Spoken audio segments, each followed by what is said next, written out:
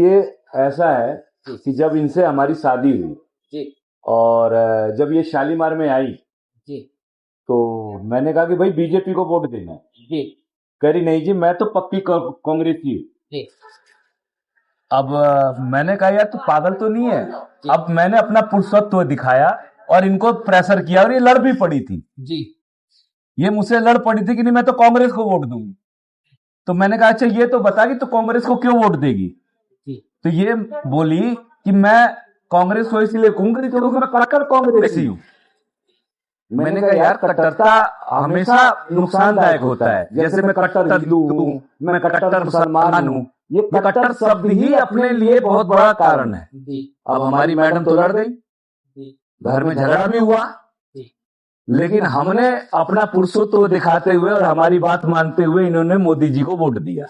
जी इन्होंने 2 बारी, इस बारी मैंने रेखा गुप्ता को नहीं दिया वोट, ये मेरी बड़ी दुखद बात रही।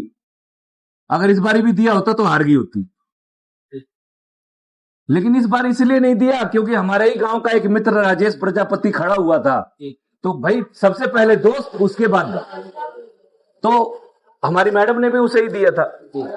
लेकिन समस्या ये है कि जब हमने आपको दिया और हमारी मैडम ने भी हमारे कहने पे दिया तो हमारे प्यार का सिला क्या दिया इस गवर्नमेंट ने? क्यों जी? मेरा तो पूरा मायका ही कट्टर कांग्रेसी है, आज भी कांग्रेसी है। वो लोग कांग्रेस को ही वोट देते हैं। मैं नहीं चाहती थी बीजेपी को वोट देना, लेकिन उन्होंने कहा सबका साथ सबका विकास। ये देख के मैंने पीएम को वोट दिया, जो प्रधानमंत्री बने नरेंद्र मोदी। लेकिन उन्होंने क्या किया? सबका साथ सबका विकास नहीं, सबका सर्वनाश कर रहे हैं पूरे भारत में ही। हर जगह देखेंगे तो तोड़ फोड़ मचा रखी है, कोई विकास नहीं है किसी के लिए, ना पढ़ाई ना लिखाई ना इलाज, किसी का कुछ भी नहीं। बेरोजगारी दे रखी है लोगों को। पढ़े लिखे लोग जोमेटो में, कोई फ्लिपकार्ट में यहाँ नौकरी कर रहे हैं। बताइए ये सब पढ़ लिख कर डिग्री लेकर क्या करेंगे? सरकार क्या दे रही है? किसी को कुछ नहीं दे रही है। अब तो हमारे बच्चे सरकारी स्कूल में डिलीवरी हुआ है, सरकारी हॉस्पिटल में है भाई। मैं राहुल गांधी और प्रियंका जी से यही कहना चाहूंगी कि वो लोग यहाँ का संज्ञान ले और हमारी हेल्प करने के लिए यहाँ पर आए।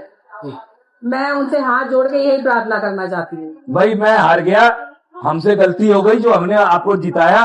अब हम अपनी जो हमारी पत्नी कहेगी वही करेंगे। आज के बाद बीजेपी को कभी वोट नहीं दूंगी अपने इस पूरे जीवन में, जब तक मैं जीवित हूँ, क्योंकि वो बिल्कुल झूठी सरकार है। गरीबों का बिल्कुल नहीं ख्याल रखती है, सिर्फ पूंजीपति वाली को का ख्याल रखती है। अमीर लोगों को देखती है, कितने बस अमीर से अमीर को कितना अमीर बना सकती है वो, और गरीब से गरीब को कितना गिरा सकती है वो ये सरकार है।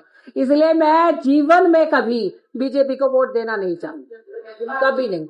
मैं वोट उसको देना चाहूंगी कि जो जनता के लिए सोचे, जनता के लिए कार्य करे।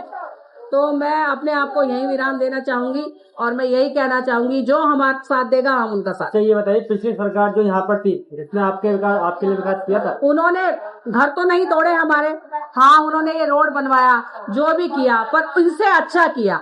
किसी को बेघर नहीं किया। जो भी सरकारें आई, कांग्रेस की आई, आम आदमी पार्टी की आई, लेकिन किसी को बेघर नहीं किया उन लोगों ने। लेकिन ममता था, दया था। लेकिन ये सरकार तो ऐसी है कि लोगों को रोड पे लाने पे लगी है। पूरे इंडिया में इन लोगों ने सिर्फ यही कार्य किया है, तोड़ फोड़, गरीबों को किस तरह भगाया जाए, किस तरह अवैध घोषित किया जाए, बस यही कार्य है। नोटिस वगैरह कभी नहीं लगा? नहीं, ऐसी कोई नोटिस वगैरह नहीं लगा। ना हमें किसी चीज का भय था कि हमारा घर टूट जाएगा, हमें बाहर रहना पड़ेगा, हम कहाँ जाएंगे, ऐसी कोई स्थिति नहीं आई हमारे सामने। अरे भाई साहब, हमारे जो क्या मिलने कभी आते थे यहाँ पे? हाँ जी, मिलने कभी आते थे यहाँ पे? कौन? जैसे अरविंद केजरीवाल मुख्यमंत्री। हाँ, वो लोग आते थे, लोगों के बीच में बैठते थे। जैसे राहुल गांधी आज भी है कि जो लोगों के बीच में जाते हैं, उनकी प्रॉब्लम सुनते हैं। प्रियंका गांधी है, लोगों की मदद करते हैं। पर ये सरकार तो बिल्कुल ही अंधी है, गूंगी है, बैरी। रेखा गुप्ता सरकार कभी आपके पास नहीं है? अरे वो तो वोट लेके ऐसे मुंह छुपा के भगी है कि देखने ही नहीं चाहती। मतलब ये ना कि तुम लोगों को बेवकूफ बना के वोट तो ले गई, लेकिन अब तुम्हें मतलब नहीं है इन लोगों से कि मैं नहीं जानती। अच्छा, आप 10 साल जब इकट्ठे होकर महिलाएं गई थी तो आपसे उनकी बात हुई थी? उनमें मैं नहीं गई थी, ये महिलाएं गई थी, इनकी बात हुई थी। अब लेकिन वो तो मिलने को ही तैयार नहीं होती ना जी। 2 बार 3 बार गई, लेकिन वो सामने ही नहीं आई, तो बात कैसे होगी?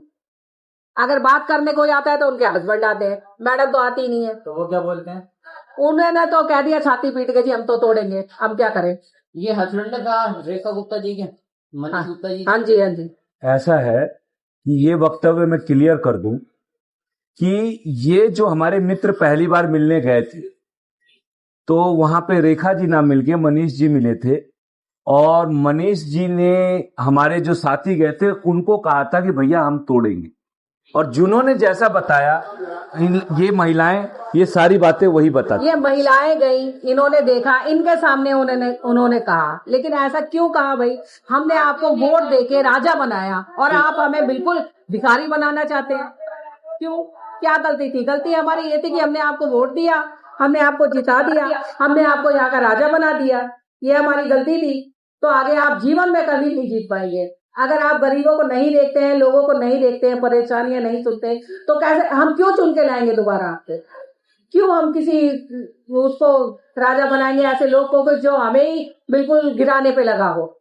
जी नहीं चाहती हम ऐसे सरकार, नहीं चाहते हम वो सरकार चाहते हैं जो लोगों का ध्यान रखे, लोगों की भलाई के लिए कार्य करे, जी रोजगार दे, शिक्षा के लिए कार्य करे, सेहत के लिए हॉस्पिटल खोले ताकि लोग वहाँ बीमार ना पड़े या उनका मुफ्त इलाज हो सके। आप लोगों को कुछ नारा भी था, एक बार वो नारा सुनना चाहूंगा। हम बचेंगे, घर बचेगा, हम बचेंगे, घर बचेगा, हम बचेंगे, घर बचेगा, इनकलाब जिंदाबाद, इनकलाब जिंदाबाद, इनकलाब, जिंदाबाद, वंदे मातरम, वंदे मातरम, भारत माता की। एक बार राहुल गांधी जी के लिए भी कोई नारा लगाना चाहेंगे जोरदार, ताकि देखिए मेरी बात सुनिए बड़े ध्यान से, ना तो हमें राहुल गांधी से कोई खास लगाव है और ना हमारे को किसी हमारे प्राण बचाएगा उससे लगाव है।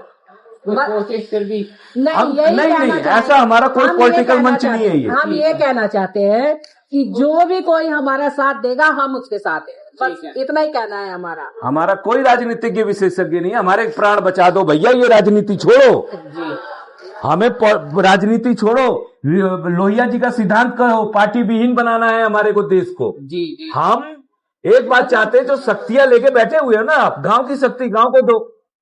भाई SHO आया है, SHO शालीमार बाग का अलग हो, शालीमार गांव का अलग हो, हम गांव की समस्या अलग है, बाग की समस्या अलग है। तो गांव वाला गांव का काम करे, बाग वाला बाग का काम करे। हमारे गलियां अलग है, सफाई कर्मचारी है, आपने नगर निगम में जोड़ दिया। भाई साहब सारी कॉलोनियों का विकास होता है, हमारा तो होता ही नहीं। हम किस भंगी को फोन करें, सॉरी भंगी कह रहा हूं, सफाई कर्मचारी को फोन करें, किसको हम क्या करें? जो भी अगर मेरे से कोई वक्तव्य निकल रहे हैं तो वो अंदर से निकल रहे हैं, जो समाज में बोले जाते हैं, उसको पकड़े ना। मेरी अगर कोई गलती निकल जाए तो उसको क्षमा कीजिएगा, आप लोगों का भाई हूं, लेकिन लड़ाई एक ही बात का है, मेरे शब्दों पे मत जाइए, मेरे भाव पे जाइएगा।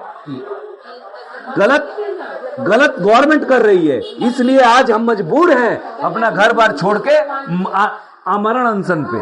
हमारी पत्नी से पूछिए, हम खाना नहीं खा रहे हैं, इनका बेचारी 4 दिन से कह रही है आप नहीं करोगे, नहीं करोगे, नहीं करोगे। इससे पूछो, हमारे परिवार से पूछो। हम भैया परिवार को रख के चलने वाले व्यक्ति है, साथ में लेके चलने वाले व्यक्ति है। आज इन्होंने तिलक लगाया, पैर छुए, और हमने एक ही बात कहा है कि सदा सुहागन रहो। हमने इनको सुहागन बना के अपने प्राण को रक्षा करी है।